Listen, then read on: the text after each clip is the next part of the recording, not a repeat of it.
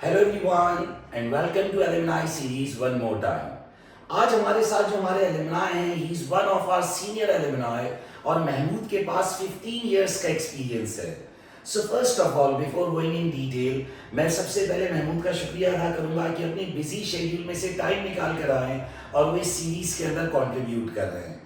महमूद के पास 15 इयर्स का एक्सपीरियंस है और इनकी जर्नी की खास बात यह है कि इन्होंने ये पूरे 15 इयर्स मीज़ान बैंक में स्पेंड किए हैं और महमूद एसीसी के मेंबर बने इन 2019। Again a very detailed journey.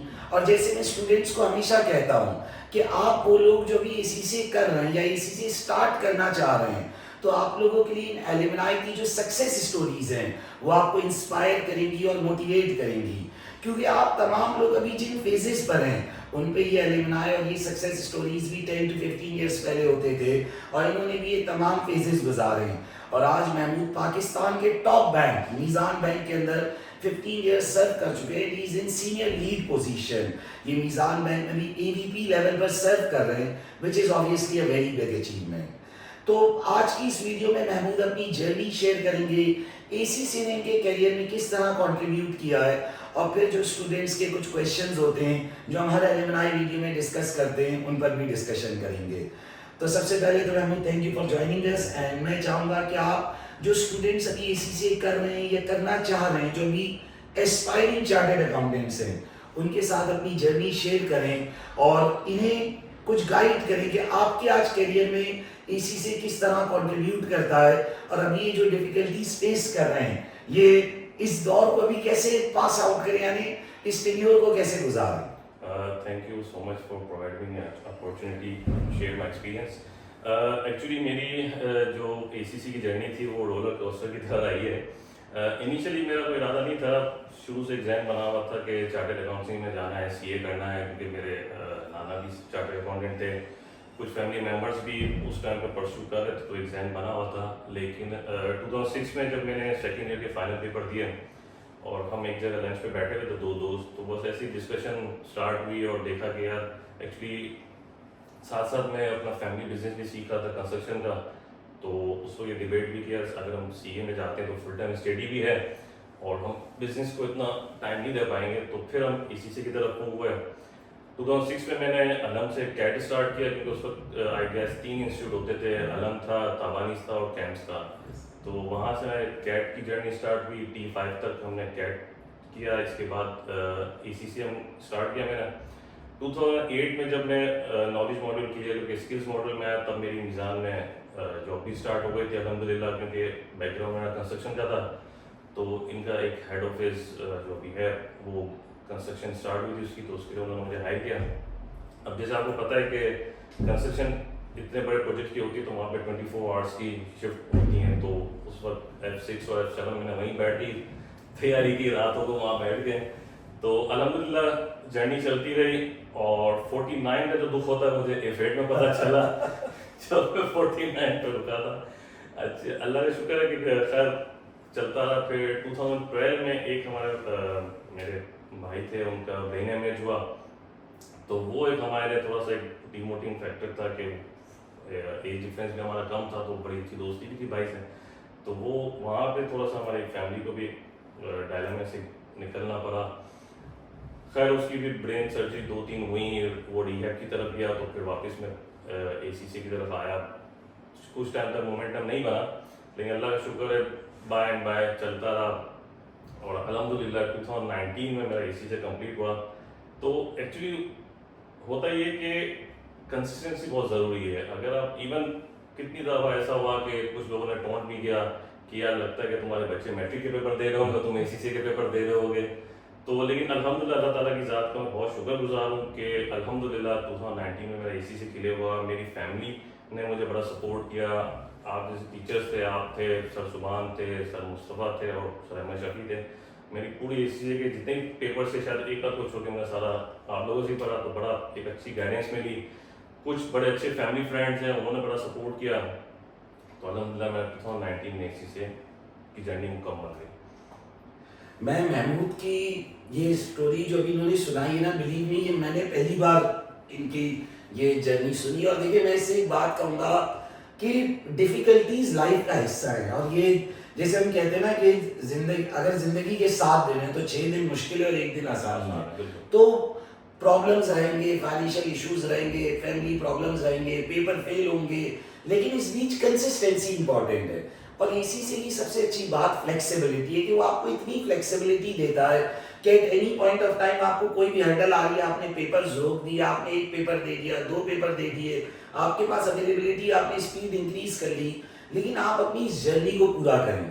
And once आप इस जर्नी को पूरा करते हैं तो आपके करियर में एक बड़ा बूम आता है, जंप आता है और आप प्रॉस्पर करते हैं।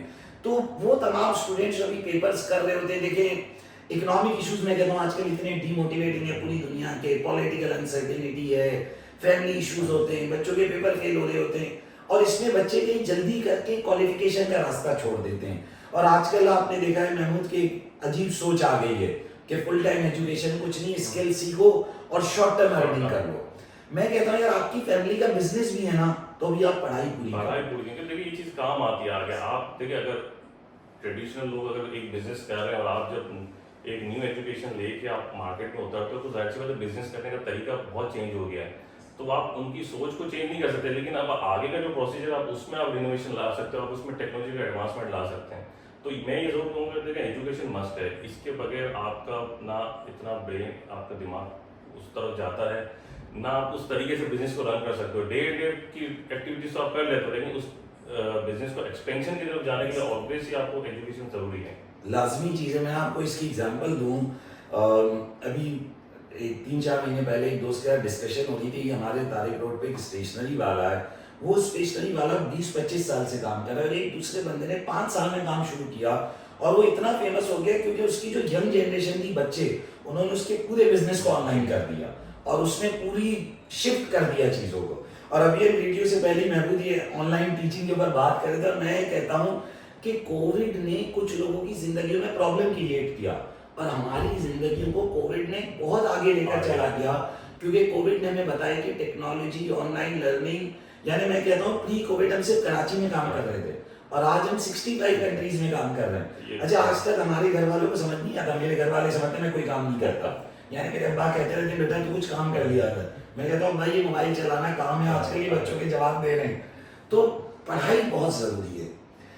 अच्छा महमूद, माशाल्लाह 15 साल का मीज़ान बैंक का एक्सपीरियंस है, एवीपी लेवल पर आप सर्व कर रहे हो, आपके नीचे अब कितने ईसीसी के बच्चे काम करते होंगे और आप कितनों को हायर करते होंगे। कुछ सवालात जो बच्चों की नज़र से कि बच्चा जॉब किस लेवल पर शुरू करे, आप क्या देखना चाहते हो कि आपके पास जो एक कैंडिडेट आ रहा है वो F9 के बाद आए, स्किल्स मॉड्यूल के बाद क्वालिफाई कर आए, ड्यूरिंग स्किल्स मॉड्यूल है, आपकी नज़र में एक बच्चे के पास आइडियल स्टार्ट पॉइंट क्या है? देखिए इसमें मेरे 2 व्यूज़ हैं। एक तो ये कि अगर आप फाइनेंशियली स्टेबल हैं और आपको लगता है कि यार आप पेपर जल्दी पास आउट कर सकते हैं, तो मेरा ये मशवरा है कि आप 1.5-2 साल 3 साल के अंदर पेपर क्लियर करके आप इनपुट हो। अगर फॉर सपोज फाइनेंशियल इश्यूज हैं या आपको लगता है कि यार मेरी जर्नी थोड़ी सी स्लो डाउन चलेगी, तो फिर मेरे ख्याल में बेहतर है कि आप स्किल्स मॉड्यूल के बाद इंडक्शन कर लें। अच्छा, इसके एक तो ये कि अगर आप बाद में आते हैं तो उससे फ़ायदा ये होता है कि आपका एक माइंड सेट बना होता है कि यार एजुकेशन अब कंप्लीट हो गई, अब मुझे फोकस जॉब पे करना है। अच्छा, दूसरी तरफ अगर जो लोग ड्यूरिंग स्टडी आते हैं उनका एक थोड़ा सा इशू ये रहता है कि अगर अल्लाह खैर होता भी है कभी कभार आपका जंप बहुत अच्छा स्पीड से मिल जाता है, तो फिर आपके लिए सेकेंडरी ऑप्शन होता है एजुकेशन, फर्स्ट ऑप्शन पर आप चले जाते हैं जॉब पे, तो फिर आपकी वो जर्नी रुक जाती है। लेकिन इसका पॉजिटिव फीडबैक ये है कि आपने जब जॉब स्टार्ट की ना तो आपको पेपर में भी बड़ी हेल्प मिलती है प्रोफेशनल में, क्योंकि आप उस जर्नी में स्टार्ट हुई होती है। और दूसरा ये कि आप जो कॉर्पोरेट का एक कल्चर है उससे आपकी नुमा हो चुकी होती है, तो जब आप जाहिर सी बात है जब आप मेंबरशिप के लिए जाते हैं तो आपके वो 3 इयर्स ऑलरेडी काउंट हो चुके होते हैं, तो आप ACCA करने के बाद आपको मेंबरशिप के लिए मजीद 3 इयर्स ट्रेनिंग के लिए नहीं गुजारने पड़ते, तो आपको वो मिल जाता है। एग्रीड बात है। और एक बात महमूद ने बड़ी अच्छी कही कि एक तो फाइनेंशियल इशू है, हर एलिमनाई ने फाइनेंशियल इशू की बात करी, लेकिन आपने एक बड़ा अच्छा पॉइंट उठाया कि अगर तुम्हें लगता है कि तुम पेपर जल्दी जल्दी पास करोगे तो फुल टाइम पढ़ाई कर लो, और अगर तुम एक स्लो स्टूडेंट हो, तुम्हारे पेपर फेल हो रहे हैं, तो बेहतर है साथ साथ जॉब का काउंटर चलाओ। क्योंकि देखें मैं महमूद की जर्नी को रेफर करता हूँ, महमूद की क्वालिफिकेशन अभी 19 में पूरी हुई है, 23 में ये AVP बने हुए, तो ऐसा नहीं हो सकता कि 19 से 23 में बन जाएंगे, जॉब पहले शुरू हो गई। तो जॉब चलाओगे तो वो जो आपका काउंटर है ना वो बहुत इंपॉर्टेंट है, वो आपकी चीज़ रुकनी नहीं चाहिए। महमूद, एक बड़ा इंपॉर्टेंट सवाल, आपने अपना फर्म का करियर किया ही नहीं, आप इंडस्ट्री में आए और इंडस्ट्री में भी आप बैंकिंग करियर में आए। आपके ओपिनियन में एक बड़ी सोच है कि भाई फर्म नहीं मिली तो बच्चे कहते हैं कि बस खत्म हो गया करियर, और फर्म में भी बिग फोर नहीं मिली तो बस अब कुछ नहीं करना। और मैं बच्चों को देखता हूँ जॉब नहीं शुरू करते, 3-3 साल ज़ाया कर देते हैं। मैं कहता हूँ भाई जहाँ जॉब मिल रही है ज्वाइन कर लो। आपका इस पर क्या ओपिनियन है कि अगर इंडस्ट्री से स्टार्ट कर लें, बैंकिंग सेक्टर से स्टार्ट करते हैं, ये कैरियर्स कैसे हैं बच्चे की प्रैक्टिकल लाइफ? देखिए, प्रैक्टिकल लाइफ में हर चीज़ काउंट होती है, आपके ऊपर है कि आप उस चीज़ उस फेज को लर्न कैसे करते हैं। ये पहले एक मिलती कि अगर आपने फर्म में गए तो आपको एक अच्छा जंप मिलेगा, ऐसा नहीं है कि अगर आप इंडस्ट्री में भी आते हैं, चाहे बैंकिंग इंडस्ट्री में हो या किसी भी टेक्सटाइल इंडस्ट्री, जिस इंडस्ट्री में भी जाते हैं, तो आपको वहाँ का कल्चर और अब इतनी एक्सपेंशन हो गई है सब चीज़ों में कि पहले अगर 4-10 बैंक थे तो 15-16 बैंक हो गए। फिर आपके डिपार्टमेंट अगर पहले 10 होते थे तो अब वो 25 पे चले गए। तो आपके पास पोर्टफोलियो बड़ा होता है खेलने के लिए, कि आपके पास अगर बैंकिंग में अगर आपने 3 साल फाइनेंस में जॉब की है तो आपके ऑडिट का पोर्टफोलियो भी मिल सकता है, इन्वेस्टमेंट बैंकिंग का भी। तो ऐसा नहीं है कि खाली फर्म में अगर आपने जॉब की है तो वो आपको खाली फुलफिल होती है। ठीक है, मैटर करती थी चीज़ एक टाइम पे, लेकिन अब तो मैं सीए वालों ने भी इंडक्शन शुरू कर दी कि आप इंडस्ट्री में भी जॉब कर सकते हो, तो कोई ना कोई तो पीछे बैकग्राउंड होगा ना कि उन्होंने उसको दिया। और फिर आपके पास मार्केट बड़ी होती है तो आपको जाहिर सी बात है आपके ऑप्शन ज़्यादा निकल आते हैं। अब फर्म में एक लिमिटेड होगी उनकी भी एचआर की रिक्वायरमेंट, लेकिन जब आप इंडस्ट्री में आते हैं तो जाहिर सी बात है डिपार्टमेंट ज़्यादा, इंडस्ट्रियाँ ज़्यादा, तो आपके पास ऑप्शन बड़े खुल जाते हैं। Agreed, agreed. महमूद, एक बड़ा इंपॉर्टेंट सवाल मैं आपसे करूंगा। आपने कितने बच्चों के तो इंटरव्यूज लिए होंगे आज तक, तो आप जब इंटरव्यू ले रहे होते हो तो कभी कभार बंदा सोच रहा होता है यार ये कैंडिडेट को ये चीज़ आती होती ना तो क्या ही बात होती। आप एक कैंडिडेट जो इसी से क्वालिफाई करके भी आ रहा है, उसके बाद डिग्री है, आप उसमें क्या स्किल देखना चाहते हो? क्या उसमें ये वाले स्किल्स होते हैं तो बहुत अच्छी बात होती। और एक बात ज़रूर कि वो स्किल वो कैसे सीखे, ये भी आप कैंडिडेट्स को ज़रूर गाइड करें। एक्चुअली देखिए, होता ये कि जो डिग्री होती है, जो भी सर्टिफिकेशन, वो आपको नॉलेज तो बहुत दे देती है, लेकिन जो लैक स्टूडेंट्स में मुझे नज़र आया जो इंटरव्यू के लिए आते हैं, एक तो ये कि उनकी प्रेजेंटेशन स्किल्स उस लेवल की नहीं होती, आपकी पब्लिक स्पीकिंग पावर अच्छी नहीं होती, आपको अच्छा। दूसरा मोस्ट इंपॉर्टेंट जो होता है ना कि आप जब इंटरव्यू दे रहे होते हो ना, तो आपको ये तो पता होता है कि फाइनेंस में इंटरव्यू, लेकिन आप जो टर्मिनोलॉजी यूज़ कर रहे होते हैं वो ऑडिट से रिलेटेड होती हैं। तो जिस पर्टिकुलर डिपार्टमेंट के लिए आपका इंटरव्यू हो रहा है, एक तो उसकी आपको नॉलेज बहुत अच्छी होनी चाहिए, ग्रिप अच्छी होनी चाहिए, और उसकी टर्मिनोलॉजी आपको ज़रूर पता होनी चाहिए।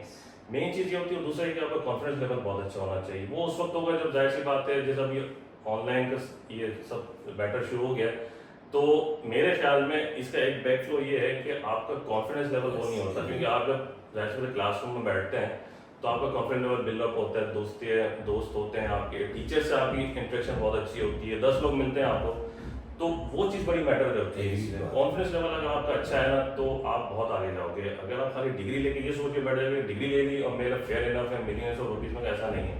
आज के दौर में मेरा खुद एक्सपीरियंस रहा है कि अगर किसी के पास फोर सपोज डिग्री नहीं थी या ग्रेजुएशन करके भी आ गए, लेकिन उसकी पब्लिक स्पीकिंग और प्रेजेंटेशन बहुत अच्छे थे ना, तो वो उसने उस डिग्री वाले को पीछे छोड़ दिया। एग्रीड बात है। और मैं ये कहूँगा कि मैं चार्टर्ड अकाउंटेंसी के बच्चे में खासतौर पे एक चीज़ ये फील करता हूँ कि ये सिर्फ अपने पेपर को पास करने पे तवज्जो दे रहा होता है। इसको आप कोई और एक्टिविटी बोलोगे नहीं, उसमें पार्टिसिपेट ही नहीं करेगा। अभी एलुमनाई सीरीज में एक हमारे दोस्त आए थे, उन्होंने बड़ी अच्छी बात बोली कि भाई आप अपने दोस्तों को पढ़ाओ सबसे पहले। तो ये जो आप पढ़ा रहे हो ना, आपकी कम्युनिकेशन और कॉन्फिडेंस इंप्रूव होगा। और मुस्तफ़ा भाई हमेशा कहते हैं कि भाई पढ़ाओ दोस्तों को, इससे तुम्हारा पेपर पास होगा। और मैं तो ये बात मानता हूँ कि जिसको पढ़ा रहे हो उससे पैसे मांगो नहीं, बल्कि उसे पैसे दो कि भाई तेरे चक्कर में मेरी नॉलेज पक्की हो रही है और मेरा कम्युनिकेशन इंप्रूव हो रहा है। ये कितनी ज़रूरी चीज़ है। और ये अदर एक्टिविटीज़ में आप लोग पार्टिसिपेट करें।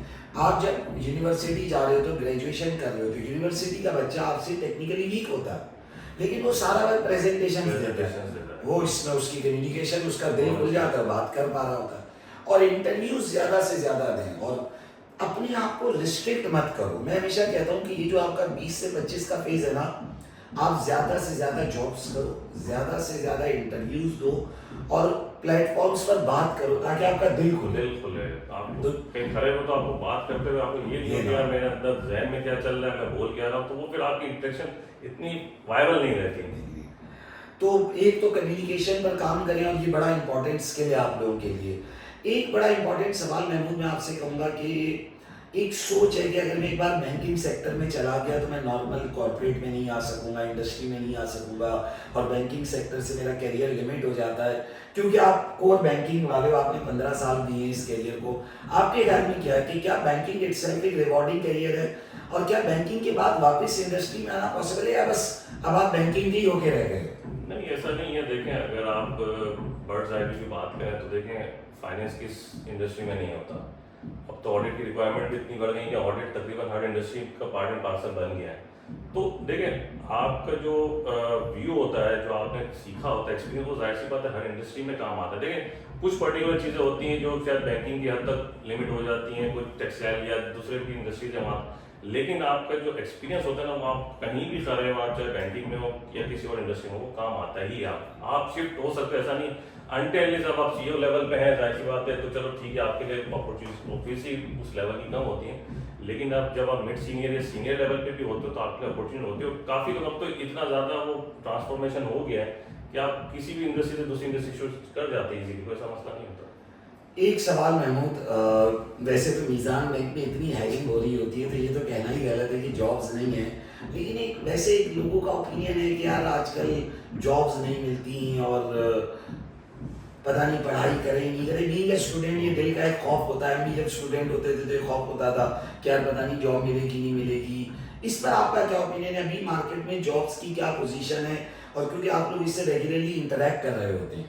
नहीं, जॉब्स तो अवेलेबल हैं। देखिए, बैड फेसिस तो हर दफ़ा आते हैं, ऐसा नहीं कि नहीं आते। ठीक है, समटाइम इंडस्ट्री बूम कर रही होती है, समटाइम डाउनग्रेड भी जा रही होती है, लेकिन ऐसा नहीं कि जॉब्स नहीं। असल में मसला कहाँ होता है कि आप एक ही सीवी को ऑडिट के लिए भी यूज़ कर रहे थे, फाइनेंस के लिए भी यूज़ कर रहे थे, तो अब आपकी कंपाइल जो सीवी बनी हुई होती है ना, वो हर जगह काम नहीं आती।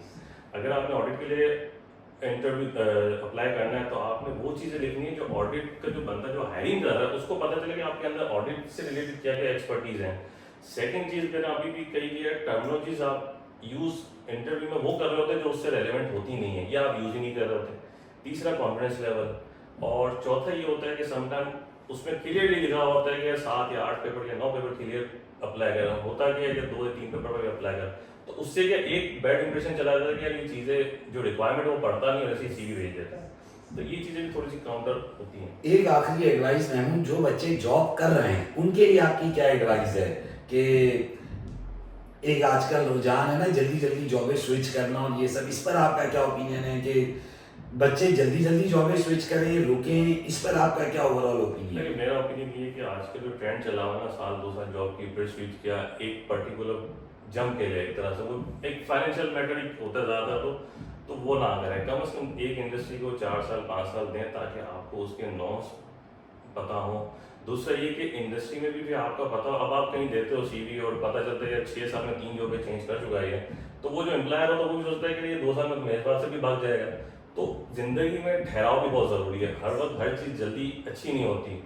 कंसिस्टेंसी हो, एक इंडस्ट्री से दूसरी इंडस्ट्री स्विच करो तो कम से कम 4-5 साल का एक्सपीरियंस हो उस कंपनी का हो, ताकि जब आप दूसरी जगह जाएं तो उनको भी पता हो कि यार मैं इसको ट्रेन करूंगा तो मेरे लिए ये रिवार्ड होगा, ना कि उसके लिए कि यार इसको ट्रेन किया 2 साल में और निकल गया। एग्रीड बात है। वो तो कहते हैं ना कि एक पत्थर को भी आप समंदर में रख दोगे ना, और जब हटाओगे उसे 5-8 साल बाद तो निशान छोड़ेगा।